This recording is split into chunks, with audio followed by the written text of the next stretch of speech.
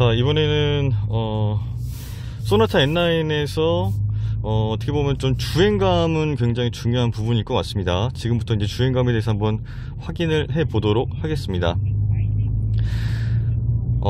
일단 기본적인 그 서스펜션의 그 세팅 자체가 이게 어떤 N9이라는 그 스포티한 감성을 그 주기 위해서 조금 하드하게 좀 세팅이 된 게 아닌가 라는 생각이 들고 있습니다.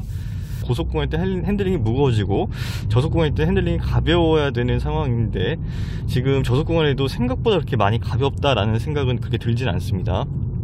하지만 뭐 주행하는 데 있어서 뭐 그게 엄청 무겁고 뭐 이렇게 불편하고 이런 감성은 아니고 이 정도면은 뭐 크게 뭐 부담 없는 그런 핸들링이라고 보시면 될 것 같고요.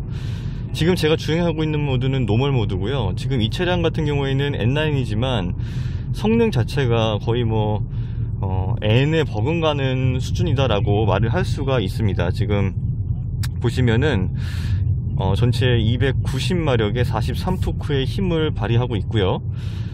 연비는 11.1km/L입니다. 생각보다 연비가 그렇게 나쁘지 않습니다. 그리고 노멀 모드 뿐만 아니라 드라이빙 모드를 총 4개를 선택할 수 있는 커스텀 모드, 그 다음에 스포츠 모드, 스포츠 플러스 모드, 그 다음에 노멀 모드, 이렇게 4가지의 모드가 있고요. 고무적인 부분이 바로 이 스포츠 플러스 모드입니다. 스포츠 플러스 모드일 때는 이 차체의 그 자세 제어 장치가 이제 꺼지고요. 그 상태에서는 가속 페달을 이제 정말 풀악셀을 밟았을 때 전륜구동 방식이기 때문에 이제 앞 타이어가 이제 굉장히 슬립이 많이 나게 됩니다. 슬립 나면서 치고 나가게 되는데 그때에는 제로백이 6.5초. 그리고 만약에 런치 컨트롤을 사용한다, 스포츠 플러스 모드일 때는 런치 컨트롤을 사용할 수가 있습니다. 그랬을 때에는 0.3초가 더 단축이 돼서 6.2초의 제로백 속도를 나타내게 됩니다.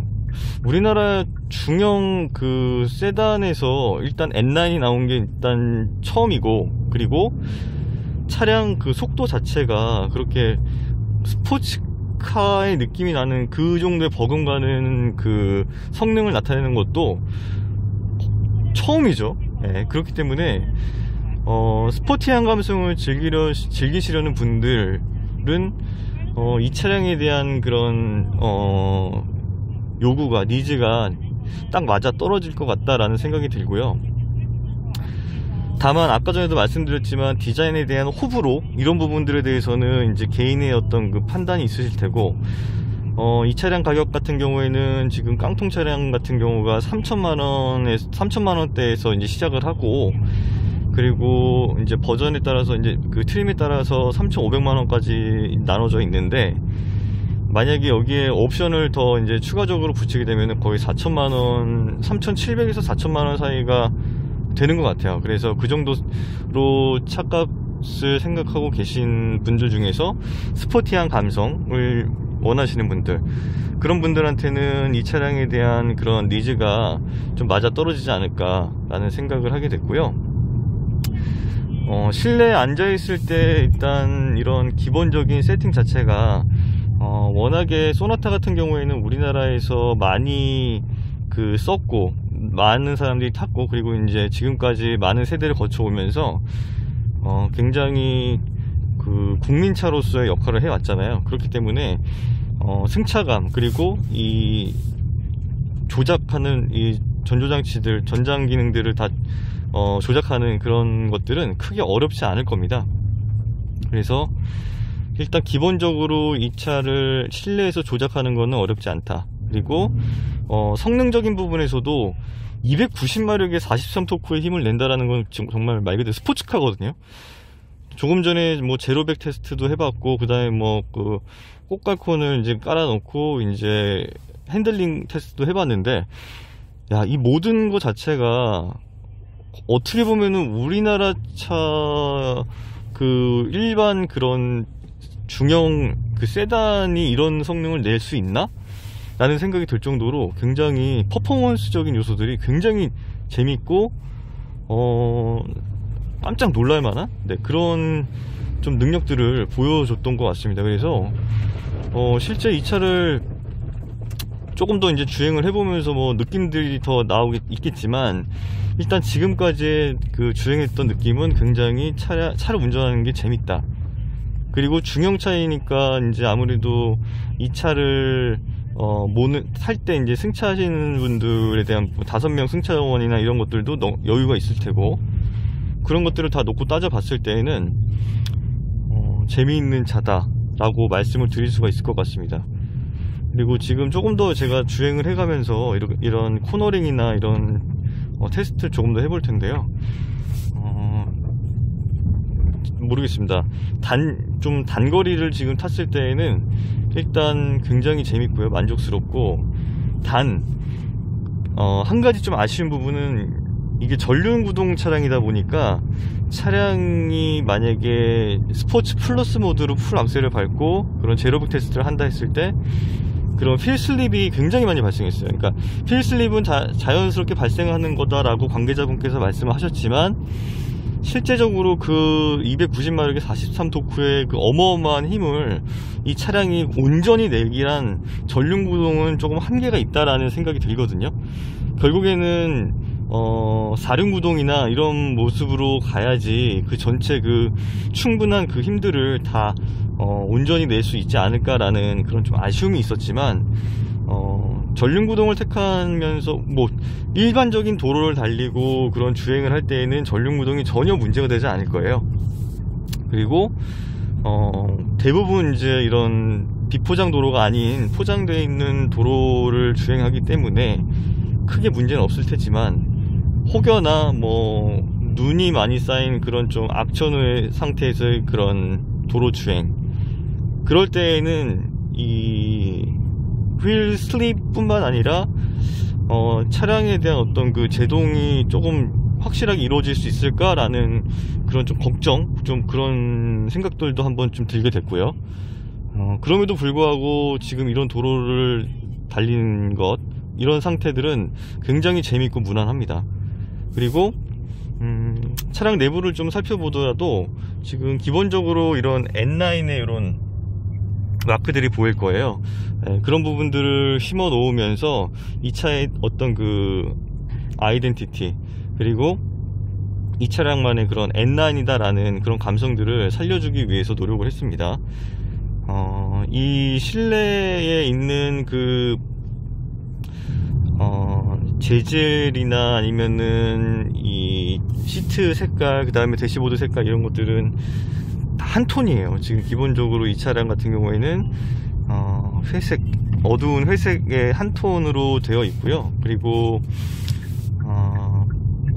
그러다 보니까 그렇게 고급스러운 맛은 좀 떨어집니다. 이 디지털 계기판 자체도, 클러스터 자체도 지금 12.3인치로 세팅이 되어 있고, 그리고 내비게이션은 10.25인치 굉장히 큼직큼직하게 잘 보이게 세팅이 되어 있습니다. 그리고 현대차는 뭐 많이 타보셨던 분들도 계시겠지만, 기본적으로 이런 터치라던가 이런 좀 반응들이 즉각적으로 일어나기 때문에, 응답성이 좋기 때문에 그런 부분들이 운전하시면서도 편하실 겁니다. 그리고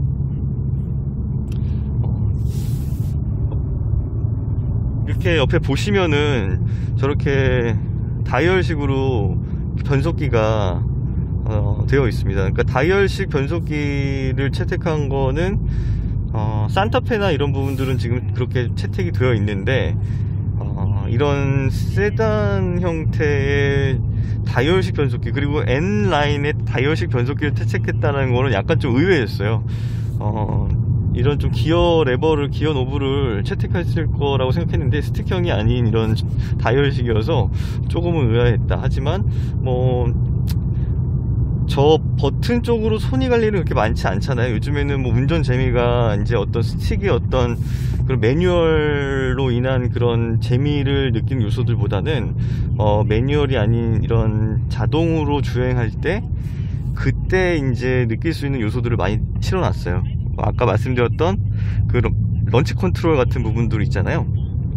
그런 것들도 실제적으로 오토매틱 차량을 운전할 때 느낄 수 있는 재미가 있더라고요. 제가 스포츠 플러스 모드로 바꾸고, 그 다음에 ESP 기능을 이제 해제시킨 상태에서 왼발로는 브레이크 패드를 밟고 있고, 그 다음에 오른발로는 엑셀 패드를 풀악셀을 밟았어요. 그러면은 이 클러스터 정면에 뜹니다. 뭐라고 뜨냐면은 런치 컨트롤 레디라고 떠요. 그러면 그 상태에서 만약에 제가 브레이크 패드를 발을 확 떼버리면 정말 차량이 총알처럼 튀어나가는 느낌이 날 정도로 튀어나가요. 근데 그때 휠 슬립이 거의 발생하지 않습니다. 그런 부분들이 상당히 고무적이었고, 그랬을 때에는 슬립이 적으니까 그냥 일반 스포츠 플러스 모드에서 6.5초에 제로백에 도달한다고 하면 이 차는 6.2초에, 그 상태에서 6.2초에 도달할 수가 있는 거죠. 그냥 모습만 보고서 이 차 좀 별로다 라고 생각을 했다가도 실제 이 차량을 타보고 이런 성능들에 대한 주행을 테스트 해보고 성능 테스트 해보면은 실제적으로 느끼는 바가 굉장히 많고요. 그리고 재미있다라는 생각들을 계속 하게 됐습니다. 그리고 이제 중형 사이즈, 저는 이제 아반떼 정도 됐을 때, 준중형 사이즈 됐을 때 조금 차가 재밌다라는 생각을 했었는데, 오히려 중형 사이즈에서도 그런 아반떼에서 느꼈던 그런 다이나믹한 느낌이 나니까 그것 또한 굉장히 재밌는 부분이다 라는 생각이 들고요. 그리고 차를 운전하는 게 어떻게 보면은 필요에 의해서 당연히 운전하겠지만, 그 운전하는 것이 조금 더 재미를 줄 수 있다 라고 한다면은, 그랬을 때는 그 차량에 대한 가치가 조금 더 높아지는 것 같아요. 근데 지금 워낙에 디자인에서 많이 욕을 먹고 좀 호불호가 많이 있었던 그런 차량이기 때문에, 지금 이번에 N9을 출시하면서 이번에 그 성능 자체가 굉장히 재밌어진 그런 부분들을 느낄 수가 있다면, 이 차량은 그래도 그나마 조금 많은 그 개선을 거쳤다, 보완을 했다 라고 말씀을 드릴 수가 있을 것 같습니다. 자, 제가 짧게 한번 이렇게 좀 꾸불꾸불한 그런 길을 한번 달려봤는데요. 그리고 나서 좀 느낀 것들, 그리고 차량에 대한 기본적인 그런 성능들에 대해서 한번 말씀을 드려봤습니다.